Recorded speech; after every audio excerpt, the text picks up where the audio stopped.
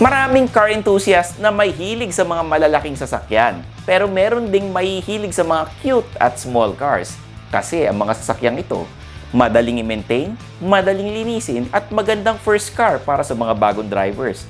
It can also handle the typical tight 2-lane Philippine road better than larger cars. Madali pang i-park at i-maniobra.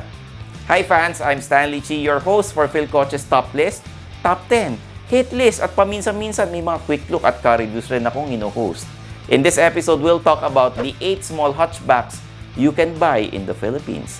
Pero before we start, please like and comment on this video and subscribe to Philkotse's YouTube channel. Click the bell icon for updates because Philkotse is the #1 car portal in the country. The ground rules for this episode are the following. Number 1, dapat small hatchback, at number 2, dapat available sa Pilipinas. Kaya kung nahihirapan ka sa pagmamaniober ng mga sasakyan at ayaw mong mahirapang maghanap ng parking dahil malaki ang kotse mo, baka isa rito sa mga small cars na nasa listahan ang para sa iyo. Let's start our top list in no particular order. The 8 small hatchbacks you can buy in the Philippines. Number 1, Toyota WIGO. WIGO. The WIGO has been in the market for quite some time now. Isa ito sa mga pinakasikat na hatchback cars sa Pilipinas. Di ba nga, sa bawat kanto't sulok, may WIGO kang makikita. For the new Toyota WIGO, which was released back in June, it has evolved into a stylish, angular-looking vehicle. It still uses that reliable and thrifty 1-liter inline 3 gasoline engine. The said engine can make 66 horsepower and 89 Nm of torque.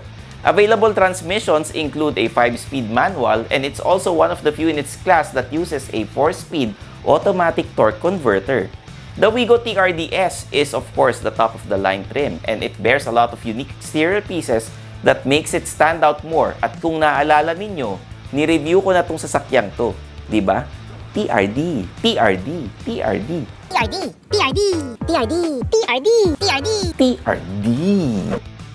Number 2, Honda BRIO. Dati, kung gusto mo ng maliit na sasakyan, Honda City at Honda Civic ang bibilhin mo. Pero dahil nag-level up na sila, Honda Cars Philippines brought in the new Honda BRIO as its affordable and small hatchback. The BRIO uses an inline 4 engine, specifically the 1.2-liter L12B with I-VTEC. The said engine can make up to 89 horsepower and 110 Nm of torque. It uses either a 5-speed manual or a continuously variable transmission or CVT. For the current BRIO, the top variant is the BRIO RS Black Top, which, as the name implies, comes with a blacked out roof. Number 3, Mitsubishi Mirage. While the ever-popular Mirage G4 is the current reigning Mitsubishi-made sedan, its smaller hatchback brother is no less practical and reliable. Etong Mirage hatchback ay mas maiksi at mas madaling i-park. The cute and thrifty Mirage has a 1.2-liter gasoline engine with up to 77 horsepower and 100 Nm of torque. Dito sa Pinas, dalawa ang Mirage hatch variants. At the first is the Mirage GLX 1.2 MT, the second is the CVT variant.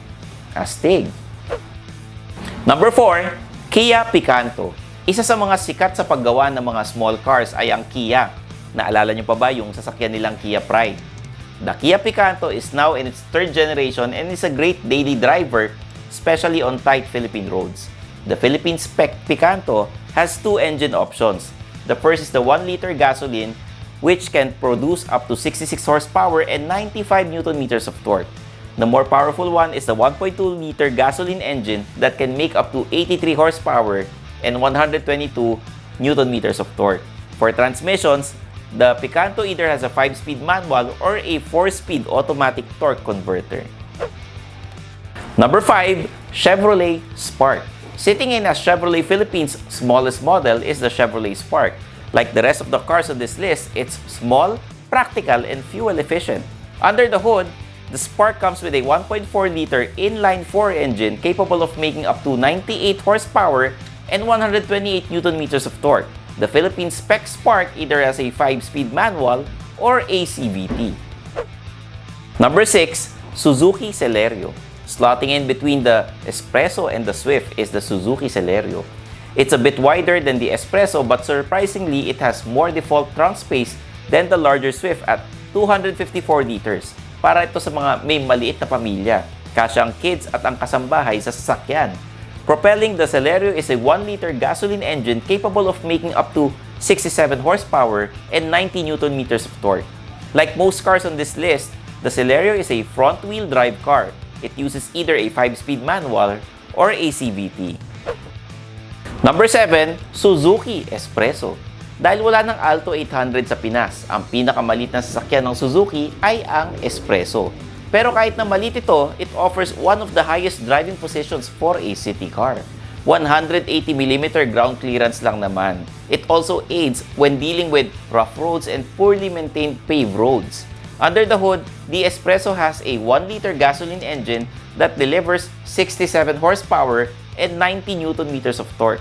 Mura to kaso manual lang, walang matic. Number 8, ABARTH 595. Kung gusto mo ng maliit na sasakyan pero hayop pagdating sa performance at itsura, wala na yatang tatalo sa ABARTH 595. For the base variants, its 1.4-liter turbocharged inline 4 engine can produce 143 horsepower and 206 Newton meters of torque. The mid-range variants, on the other hand, can make a bit more at 165 horsepower and 230 Newton meters of torque. And lastly, the most powerful top-spec Competizione variants can churn out 180 horsepower and 250 Newton meters of torque. For a car with a curb weight of only 1,072 to 1,149 kilograms, those are impressive numbers. Apart from a 5-speed manual, the ABARTH 595 also uses a manual transmission automated gearbox. The said transmission is a sequential semi-automatic that uses sensors and actuators to handle the gear shifting and clutch work. Ang ganda nito, pero yung presyo pangyayamanin talaga. Pati pronunciation, nahirapan ako. ABARTH. There you have it, 8 small hatchbacks you can buy in the Philippines. Please like, comment, and share so we can reach 100,000 subscribers on YouTube before the end of the year. I'm your host, Stanley for Philkotse Top List, and I would like to remind everyone watching that if you date a car enthusiast, it's okay because we break parts, not hearts.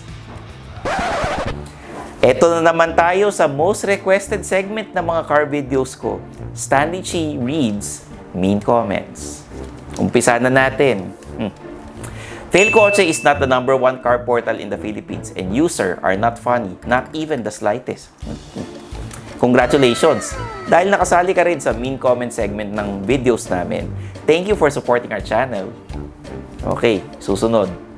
The not-so-smooth sexual innuendos are unnecessary and very cringy. That shirt screams toxic masculinity. Wait lang may sumagot dun sa nag-mean comment. If it were done by a female and dressed to fit your description, your stupid comment wouldn't be here. So, kita nyo na. Dahil sa mean comment, nagkaroon ka ng bagong kausap. Good luck sa friendship, ha? Okay. Dito, isa pang mean comment. Auto deal, #1. Philkotse, #2 lang kayo. Kung #2 kami, bakit ka nandito at napa-comment ka pa? Salamat sa engagement, ha? Thanks for watching. Don't forget to subscribe to Philkotse, the country's #1 online car portal.